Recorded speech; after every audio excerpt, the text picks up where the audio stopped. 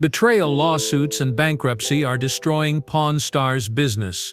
Unexpectedly, investigators have begun analyzing the Pawn Stars' estate, a significant collection of valuables left behind when gold and silver pawn shops filed for bankruptcy. Why were these goods left? Something concealed in them. The answers may transform Pawn Stars' entire plot. To obtain the latest information, like and subscribe to the channel. His kid Corey Big Hoss Harrison ended up in a jail nightmare after being condemned to life. An ugly family fight threatens all he created. A financial audit became a complicated probe when authorities found disturbing items among the Harrison family business's thousands of artifacts and memorabilia acquired over decades. The Las Vegas Institute's Pawn Stars smash on the History Channel popularized Harrison. The gold and silver pawn stores became the most famous in the U.S., drawing travelers from across the world to see Rick Harrison, his son Corey, and Austin, the adored shop clerk. As detectives combed through the vast collection, Chumley Russell's TV celebrity waned. They identified artifacts that cast doubt on the shop's acquisitions. The Harrison family is still grieving the loss of Rick's son Adam Harrison earlier this year. Adam, 39, died of a heroin overdose. Unlike his brother Corey, Adam had avoided the spotlight. Rick Harrison was heartbroken in January 2025, shaking Las Vegas' close-knit society, which had seen the Harrison family's ascent to popularity. A family friend who requested anonymity said that first he sadly lost his son Adam, and now he is seeing his father's business, his legacy, scrutinized and questioned. A nightmare that worsens daily. After cash flow issues at the once thriving corporation, financial auditors were hired to evaluate its assets. Due to the show's popularity, travelers flocked to the famed pawn shop, which extended its retail area. Since its peak audience has gone, the program may be battling with diminishing TV ratings. The auditor's discovery in the shop's massive storage facilities swiftly escalated a financial audit. Goods with doubtful provenance, historical artifacts with missing or suspect paperwork, antiques likely brought illegally, and even stolen goods from neighboring states were located in the legal inventory. Material volume is large. Former FBI art crime specialist Natalie Rodriguez, who has worked on similar cases, said we are talking about thousands of objects accumulated over decades, many of which predate the show's launch, when documentation standards were perhaps less tight. Sorting legal from illegally obtained items is a huge undertaking. Investigators are worried about several Civil War-era goods with conflicting documentation, suggesting they were plundered from protected historical places rather than legitimately acquired. With no proof of lawful acquisition, many Native American artifacts in the collection may be protected by the Native American Graves Protection and Repatriation Act. The probe again focuses on Austin Chumley Russell, who was in legal difficulties in 2016 and jeopardized the show's nice family image. Russell faced major legal risks when police searched his house and found narcotics and illegal weapons while investigating sexual assault claims he was never charged with. Russell pleaded guilty to felony weapon and severe misdemeanor drug possession for 3 years of probation. Chumley fought hard to overcome his legal difficulties and restore his life. Martin Cohen, a lawyer, said he was not engaged in any potentially problematic acquisitions when most of the things were bought. He was a worker without purchasing power. Chumley cooperated extensively with investigators. Rick Harrison, the Pawn Stars spokesperson and a historical artifact expert, is both a personality and a career dilemma in the probe. Harrison emphasizes on the show that his father, Richard the Old Man Harrison, taught him the pawn industry from an early age and that knowledge and rigorous verification were vital to success. Rick Harrison took over the family and business after Richard Harrison, 77, died of Parkinson's disease in 2018. The Old Man, as millions of fans know him, co-founded Gold and Silver Pawn with his son Rick in 1989, setting the groundwork for Pawn Stars, a global television hit that debuted in 2009. Rick always credited his father for teaching him the business. A former show producer who worked with the family for 7 seasons called the old guy stern but fair. He would be devastated to see the firm accused, and he was happy to have established something his grandkids might inherit. As investigators cataloged the massive stockpile, that inheritance looks imperiled. In addition to historical antiques that may have been unlawfully acquired back, officials may have found financial anomalies indicating long-standing tax concerns. The show's popularity has produced a complicated corporate network which forensic accountants are now investigating. While Pawn Star was successful, the Harrison family used their reputation to start various Las Vegas enterprises, including Rick's Rollin' Smoke, a bar called Viper Room Las Vegas, and the company's business deals to manage these enterprises are under investigation for money mixing and questionable cost allocations to Corey Big Hose Harrison, who has worked at the pawn shop since his teenage years and is training to take over the family business. The probe endangers his livelihood and the succession plan, which has been the topic of innumerable episodes, showing his transformation from a rebellious youth to a successful entrepreneur. Corey is staying optimistic and supporting his father throughout this difficult time. A family friend said he is still grieving his brother Adam while cooperating with police and maintaining the business. Despite its dark mood, the business is open. The family was haunted by Adam Harrison's January death, even though Adam declined the TV program because he chose a life without cameras. The probe has deepened. From the clip, he remains close to the Harrisons. After Adam's heroin overdose, Rick Harrison revealed that his son had fought with addiction for years in a touching message. "My heart will always hold you." Rick wrote, "Adam, I adore you." The distraught father later discussed drug addiction's devastation, utilizing his position to raise awareness of the opioid problem, which kills thousands of Americans a year. Current inquiry has increased media attention of the family amid their grief, creating strain as they manage emotional loss and a possible company failure. Friends of Rick Harrison claim he has cooperated with authorities and that any errors were inadvertent and may have been caused by the show's quick growth. Pawn Stars went worldwide overnight from a modest pawn shop. According to reality TV business counselor Alice Monroe, sudden development can break a small family firm's operating procedures. Filing, acquisition, and financial controls must scale, but it doesn't always go easily. Famous names acknowledge the probe, but stress that the network is not involved in gold and silver pawn shop purchases. Want a pawn shop? City Hall informed me, you can't box in Las Vegas. The statement said that the show is not in production until these difficulties are rectified.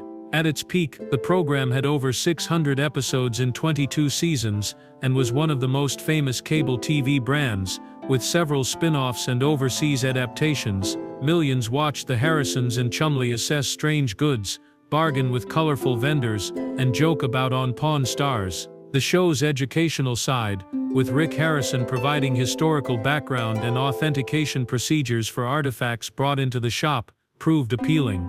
Ironically, this competence raises issues about how the shop's inventory may have contained harmful products without warning. If accurate, these claims cast doubt on veracity. Miranda Jensen, a famous TV reviewer, says the show positioned Rick as a knowledgeable expert who could recognize a fake or faulty item immediately. The meticulously created picture does not support the assumption that the business may have bought problematic things. Investigators found several antiques from Egypt, Greece, and numerous Middle Eastern nations with severe export regulations, which is concerning. International antiquities regulations have strengthened in recent decades, and several nations are demanding the recovery of their cultural heritage. Dr. Kastner, an artifact repatriation archaeologist, says goods left their boundaries through questionable circumstances. Without proper provenance study, buying plundered things from archaeological sites or illegally transported from their nation of origin for a famous historical item company is too easy and risky. Experienced showgoers would have high authentication standards. The inquiry has triggered a review of incidents in which specialists authenticated Harrison family uncertain objects. These examples demonstrate the family's legitimacy and sincerity. What happened to things whose provenance cannot be established after the cameras stopped rolling? I've seen every episode and always admired their verification, said Margaret Winters, a Minnesota history teacher who visited the famed store in Las Vegas. Rick always refused to buy without documents. That's hard to reconcile with what we're hearing. This once thriving economic empire is now financially unstable, according to the research. The shop attracted many tourists and became one of the main attractions off the Las Vegas Strip, but financial records suggest serious cash flow concerns, starting around 2022 when episode production halted and goods sales fell. According to celebrity asset manager Thomas Keegan, wise individuals diversify and invest amid peak earnings. They understood that attention would wane last time. I believe the Harrisons have several enterprises, but maintaining profitability once the celebrity boost disappears is difficult. Richard Harrison's involvement after his 2018 death complicates issues. A year before his death, he withdrew one of his 3 sons from his will, leaving his assets to Rick and Joseph. The pawn shop's ownership structure now encompasses many locations and businesses, complicating investigators' efforts to identify guilt. Similar to how he restored his image following his 2016 legal difficulties. Russell dropped weight, improved his health, built a sweets business near the pawn shop, and promoted his rehabilitation. Austin worked hard to alter his life, following legal difficulties. A buddy who knew Russell before he was famous on TV said he's sober. He concentrated on his health and started lawful businesses outside the pawn store. Due to his program affiliation, the pawn store is under investigation. He didn't participate in acquisitions or financial choices, which is regrettable. The inquiry revealed the complexity of reality TV's contrived scenes. Pawn Stars portrays the regular operations of a pawn store, but production needs required numerous contrived exchanges. Items and dealers are properly verified before filming. However, the camera's shopping activities continue, producing 2 parallel companies, one for TV and one for ordinary consumers. This is how most reality programs work owing to demand. Samantha Lewis, a television producer who has worked on similar shows, said that while not a pawn star, you can't expect intriguing individuals with valuable goods to be on set. Businesses like gold and silver must follow correct rules for broadcast transactions and daily operations that operate alongside manufacturing. The Harrison family faces an uncertain future as investigators handle the massive inventory, apparently occupying many storage locations beyond the business. The silver pawn shop still sells show-related items to tourists. Its regular visitor flow proves its legendary status. Many are unaware of the covert inquiry. While visiting Las Vegas with his family, Thomas Mercer claimed they traveled from Australia to view the business. "My sons are big fans of the program and wanted to visit where it all happened. We wanted Rick or Chumley, but they said no cast members were there today. Personal sorrow and job difficulties generate an unthinkable weight." After Adam's death, friends say he prioritizes helping his granddaughter and daughter-in-law. A buddy mentioned that when he was in his early 20s he had drug issues, and my God, I brought him to rehab so many times, and every time he did very well, while attempting to overcome the threat to his father's 30-year-old business. Rick, a longtime buddy, knew Harrison before he became popular on TV. He founded this firm once, so I won't rule him out after this probe. I've never seen him lose up, even though losing Adam and now this probe is his worst moment. As investigators assess whether things should be returned to their owners or countries of origin, and what financial responsibilities the corporation may incur, the legal procedure may take months. The Harrisons are still vulnerable. Their once-admired success story warns against the dangers of quick growth and celebrity. The worst thing is how this affects Harrison's history as a gold and silver employee for over a decade.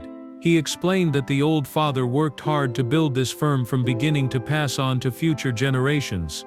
Rick improved it, above his father's expectations. Since people keep visiting the famed shop on Las Vegas Boulevard, they are witnessing it be demolished piece by piece. Many snap photographs with the Pawn Stars logo and buy souvenirs, unaware that they may be seeing the end of an iconic American success story that ascended to unparalleled heights through television stardom before potentially crumbling beneath its success. A sinister mystery lurks beneath Frank Fritz's tranquil mansion's floorboards. The FBI expected usual evidence as they began breaking up the ancient flooring at the huge Iowa house. Instead, what they found shocked even the most experienced detectives. The find under the former American picker star's house surprised agents and the public, making national headlines. After years of searching America's back roads for treasures, Fritz traveled to his Iowa estate, he was drawn to the rural Davenport estate's rustic beauty and history.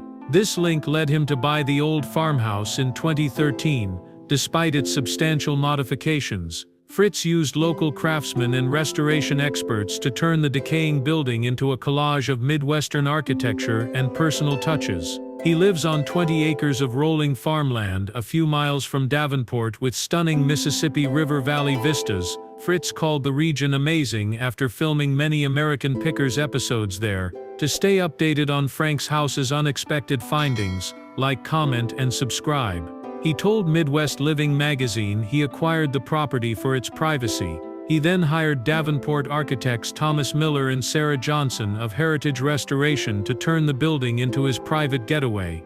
The home was run down. Johnson remembered an 1890s property that had been abandoned for about a decade and had structural difficulties.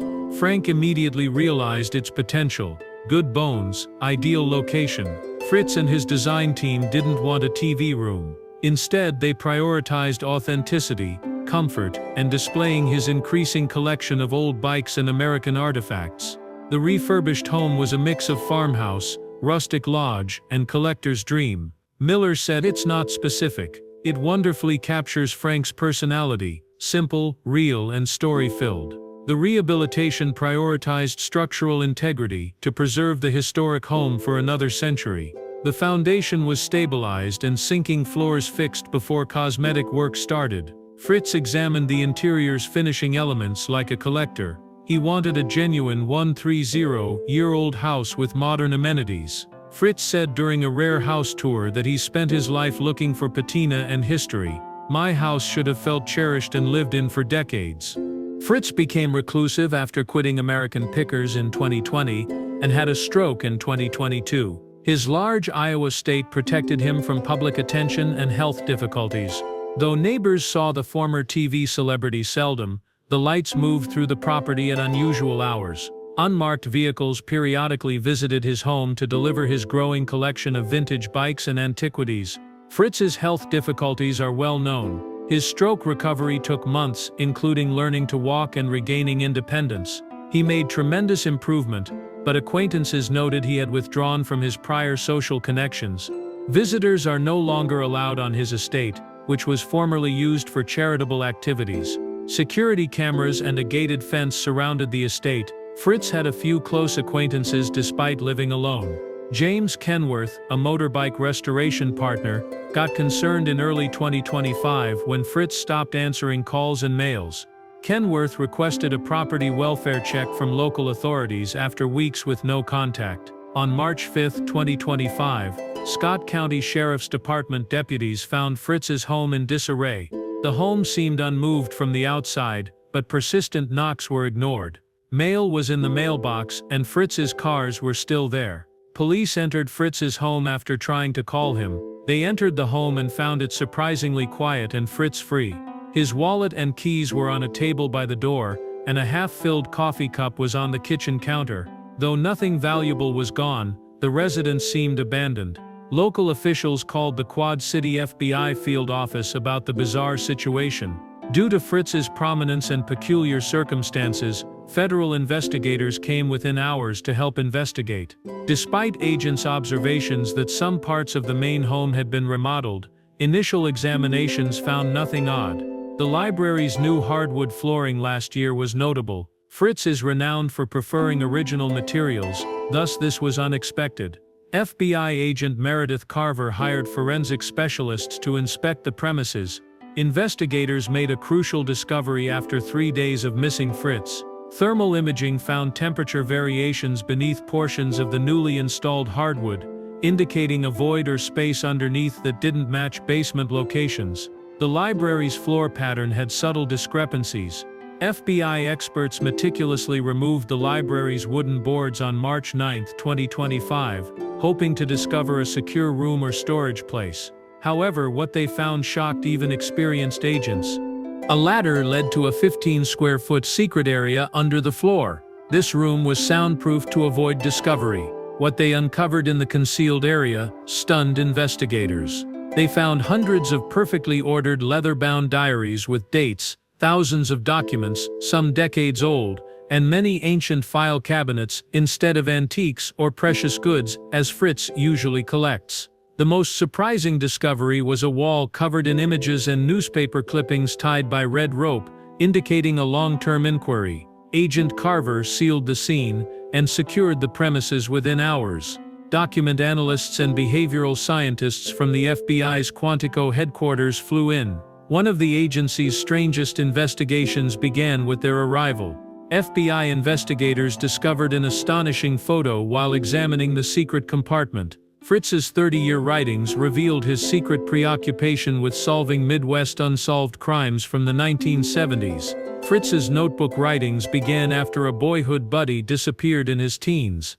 Documents showed that Fritz had undertaken his own parallel investigation for decades, utilizing American pickers' travels to visit case locations and interview witnesses while hunting for antiques. His hometown was gone. Official investigators never saw his diaries, talks, observations, or hypotheses. The most troubling portion was that recent writings implied he felt he had found a pattern linking decades-old instances and worried for his life. Fritz collected unreleased police records, witness statements, and evidence, according to FBI document specialists. Unofficial routes may have received certain papers, raising doubts about law enforcement ties. The wall of pictures includes Fritz's scribbled notes and murder scene, suspect and victim photos. We uncovered a private investigative room that rivaled several police units. Agent Carver briefed her superiors via secret press. Fritz collected more than antiques on vacations. He found evidence and connected links that law enforcement ignored for decades. This finding aroused urgent questions about Fritz's location, if his inquiry had put him in danger, or whether he had fled, afraid that someone related to the cases had found his work. The FBI immediately began searching for Fritz and verifying his secret archives. After reviewing Fritz's notebooks and documentation, detectives found at least 17 unsolved disappearances and killings in Illinois, Iowa, Missouri, and Wisconsin from 1978 to 2010. Fritz methodically recorded commonalities between instances that government investigations had never connected. In his latest diary entries, Fritz focused on missing things from victims' houses, particular break-in tactics, and the most plausible geographical patterns. Fritz suspected the instances were linked to a network of antique merchants and collectors who exploited their enterprises for illicit purposes, according to January 2025 entries. His notes suggested that certain rare objects at private auctions may have come from victims' homes, revealing a trend law enforcement missed, focusing on more obvious objectives. Fritz had produced a list of names, including numerous major antiques people he felt were involved, shocking FBI analysts. Even more alarming was that he filmed seemingly casual interactions with these people on American pickers, noting suspicious behavior or comments. The latest diary entry, from February 12, 2025, ended chillingly. "They know I know. If something happens to me, give Jay everything tomorrow." After discovering the truth under the library floor at Fritz's mansion, the FBI launched a multi-state investigation. Fritz's years of study helped 4 state unsolved cold case divisions analyze his cases. Agent Carver created a task group in a secure facility near Davenport to verify Fritz's accusations and seek for the collector. The inquiry took another unexpected turn on March 15, 2025, when agents identified Jay from Fritz's last journal entry as Joanna Wills, a former district attorney who had worked on numerous unresolved cases in the 1990s before going to jail. Agents found Wills at her Chicago law office, and she corroborated Fritz's early February communication, claimed to have proof on many unresolved cases. Wills informed detectives that he was supposed to see me on February 13 with indisputable proof to identify the culprit, but he never showed. I called him multiple times without success. I believed he was hospitalized due to his health history. The FBI got concerned that Fritz had gone shortly before he was to present his findings. Someone knew about his plans and silenced him. But Fritz's search became a missing persons and murder inquiry.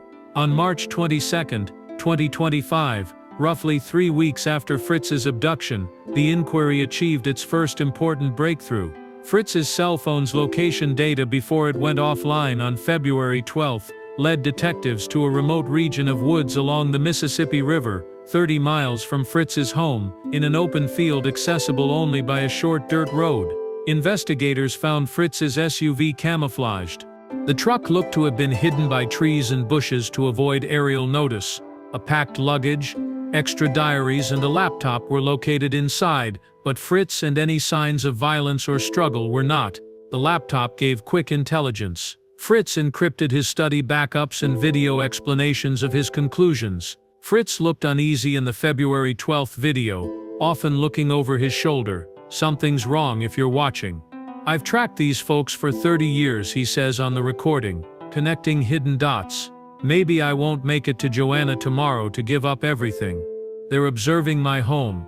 I've backed up and hidden my research. My notebook has names you wouldn't believe are involved. Check the auction records for my things for proof." Fritz closes the video by giving coordinates for a backup cache of evidence he had stashed elsewhere. Agents traced these locations to an abandoned farm silo 20 miles away and found waterproof containers with more documents, images, and most significantly, Fritz's stolen stuff from victims' houses. Fritz researched and collected physical proof from his backup stash for these things, which were never mentioned in police reports. He mentioned people in his journal who the FBI targeted. A concerted raid of 16 Midwest antique stores, private houses, and storage facilities related to Fritz's suspects occurred on April 5, 2025. The operations found scores of goods matching descriptions of unsolved house thefts. Even worse, some sites included concealed chambers like Fritz's library for cataloging stolen objects and plotting operations. Agents found a sophisticated workshop in rural Missouri that changed the characteristics of stolen antiquities to hide them. The searches arrested 12 people, including 3 antiquities experts. 2 of the detained individuals were former police officers who had participated in early investigations, revealing how the organization had eluded authorities for decades. Their ties let them follow cases and divert investigators when they got too near. FBI analysts found that this network had been operating for at least 4 decades, using legitimate antique trading businesses to steal violent items from victims and altering and storing them for years before selling them to unsuspecting collectors. These revenues enabled individuals involved live comfortably, while the cases faded from prominence. After the criminal network was disbanded, there was no proof that Fritz's network members knew about his meeting with former prosecutor Wilkes, or tried to stop him from reporting his discoveries. Investigators wondered if Fritz was arrested and hidden, or worse, a motorcycle technician in northern Minnesota phoned authorities on April 18, 2025, after seeing Fritz's name and photo in news stories. The technician said a man described as Fritz, but with a different name, brought in a classic Harley-Davidson for repair in late February.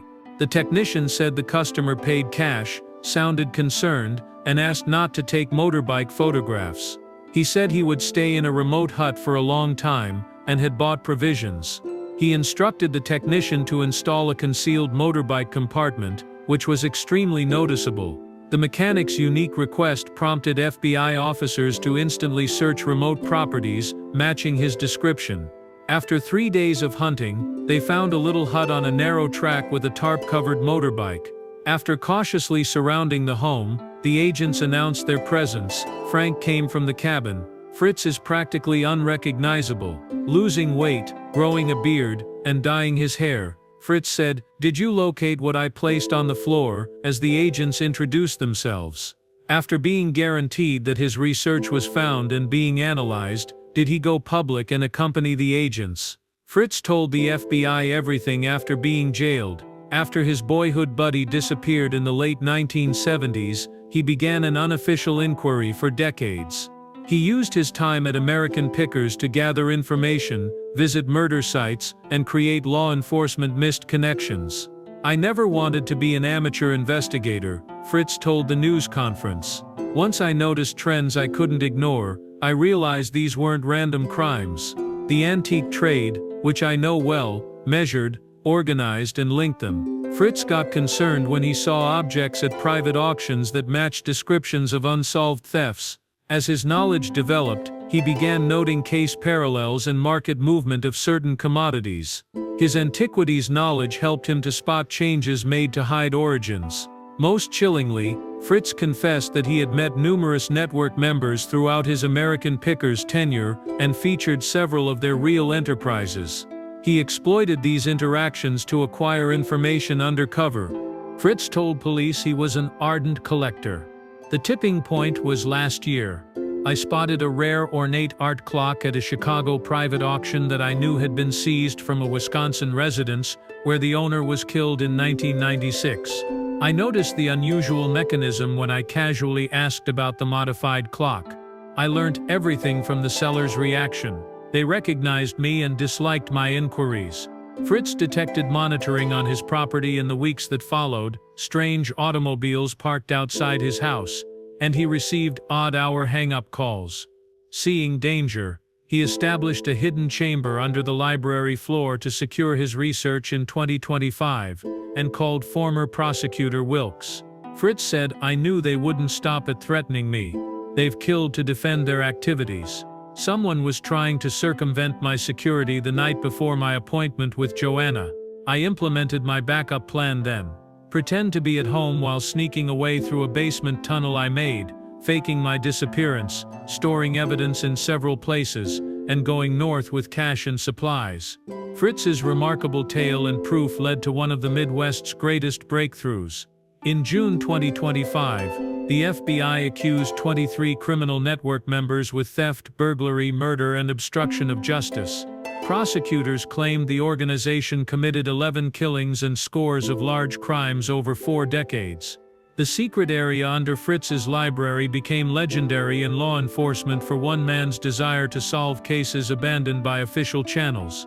An FBI analyst called Fritz's image diaries and diligent research more complete than many police investigations, making linkages that would not have been feasible without Fritz's antiques and collectibles knowledge. Fritz received temporary witness protection until all network members were captured after being probed by authorities and testifying before grand juries in numerous states. His health, which had been precarious since his stroke, recovered with medical attention, and he was relieved that his decades-long struggle for justice had ended. Fritz answered simply when asked why he investigated crimes involving his boyhood buddy instead of himself, despite the personal safety hazards and eventual cost to his life. "I always felt that objects had tales and histories when I gathered them. But I understood that occasionally individuals disappear with goods. Someone must speak for them. Someone must remember." In the FBI, the Pickers' pursuit was famed for its crimes solved and its surprise detective, a sharp-eyed antiquities expert who brought down a criminal organization that had eluded authorities for centuries. Fritz's estate, with his secret chamber and proof, was bequeathed to the Scott County Historical Society. The library floor is permanently sealed, yet it reminds us of one dedicated person's efforts to find the truth and justice. The library floor is sealed, but one person's bravery lives on. Leave a comment, like this video, and subscribe to the channel to catch the next thrilling story. Stay tuned for videos. As the judge announced the verdict, heavy breathing filled the courtroom. The sentencing crushed Rick Harrison and Austin Chumley Russell, who collapsed in horror. Rick, once called the living encyclopedia of reality television, was sentenced to life without parole, shocking the nation. His handcuffing and quiet exit from the courtroom became the week's most shared picture. If this tale shocked and impressed you, like, subscribe, and hit the notification bell to not miss any videos. Sharing this video with friends will reveal additional case facts. Share your opinions in the comments. Rick Harrison, A New Darkness. Public outrage was not limited to the verdict. Rick was impetuous and violent in court, a dramatic contrast to his placid demeanor throughout his career. It became the focus. Rick banged the table and shouted at the court and prosecution in an extraordinary clash. Formerly a beacon of intellect and corporate integrity, he was accused of managing a worldwide network that smuggled artifacts, laundered money, and did not pay taxes. He risked losing his 15-year-old reputation. Many academics and spectators debated the case. Was this the collapse of a cultural icon or part of a wider conspiracy? Everyone wondered what Rick Harrison thought as the verdict was read. Rick Harrison, TV historian. Rick has fascinated viewers with rare antiques and his ability to convey a dramatic historical tale since Pawn Stars debuted in 2009. He instantaneously transports spectators to the origins, context, and significance of Roman coins and 18th century maps, convincing others that he's a scholar disguised as an entrepreneur and a heritage defender, become unusual in a media-dominated age of information. He said, "I know what I'm doing, and I'm always right," with calmness and intelligence. Not simply a statement. His lifestyle helped him through tough times. Rick felt knowledge protected against all threats. Ironically, his belief would eventually bind him. Rick had built emotional protection against market dangers, allegations, and competitive jealousy from his antique success. This time, his armor failed him. The guy formerly praised for his composure and vast understanding confronted his biggest struggle when everything fell apart. Rick approached life with cool rationality, sometimes as sharp as a sword, and sometimes as solid as a rock. He developed a strong armor to protect himself from direct emotion. Rick learned to cover everything with a hard face and monotonous speech. Rick was a contradiction in reality TV, where emotions are exaggerated. He garnered notice by being quieter. However, this extended repression of emotions caused his imbalance, calm pride, and naive confidence that he was invincible. Initial indicators of the problem. One day, rumors spread. An unconfirmed social media post claimed Rick was under federal investigation for tax fraud and unauthorized artifact trade. His response, a half smirk of contempt. "This will pass." This didn't reassure Rick. Someone who felt they were above the law declared it. He used to reject charges as nonsense for decades, and he assumed it was just another media storm. The man was mistaken. The trust breakdown began with that misstep. Psychologically, Rick's reaction was expected. People who live too long in power, influence, and adulation have strong ego defenses.